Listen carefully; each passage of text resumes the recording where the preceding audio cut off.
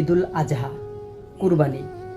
আমাদের দেশে 90% মানুষের কুরবানি হয় না। আসুন, কেন এ কথাটা বললাম আজকে আপনাদের সামনে তুলে ধরি। আমরা অমুক সাপ, তমুক সাপ, হেই সাপ, ওই সাপ 2 লক্ষ, 4 লক্ষ, 5 লক্ষ টাকা দিয়ে কোরবানি দেই, তাই না? মানুষকে দেখানোর জন্য। গরুটা জবই দেওয়ার সাথে সাথে কলিজাটারে কালা ভুনা কইরা আইনা তারপর আপনাদেরকে খিচুড়ি খেতে হবে, পা দিয়ে নেহারি খেতে হবে, ভালো করে কালো ভুনা করে গরুর গোশত নিয়ে আসেন। কিন্তু গরিবের যে একটা হক, যেটা তাদের দেওয়ার দরকার, তাদেরকে সেটা না দিয়ে আপনি আপনার ফ্রিজ ভরতেছেন, ফ্রিজটাকে পুরোপুরি ভরে ফেলছেন। গরিব যখন আসে আপনার দরজায়, এসে যখন বলে 1 টুকরা গোস্ত দিবেন, তখন আপনারা কি বলেন? আরও একটা মিথ্যার আশ্রয় নেন।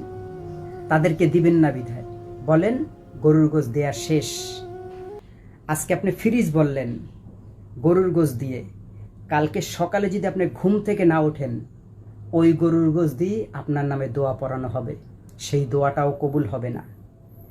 লোক দেখানো কোরবানি দেয়ার চেয়ে না দেওয়াও ভালো। আমাদের দেশের 90% মানুষের কোরবানি হয় না।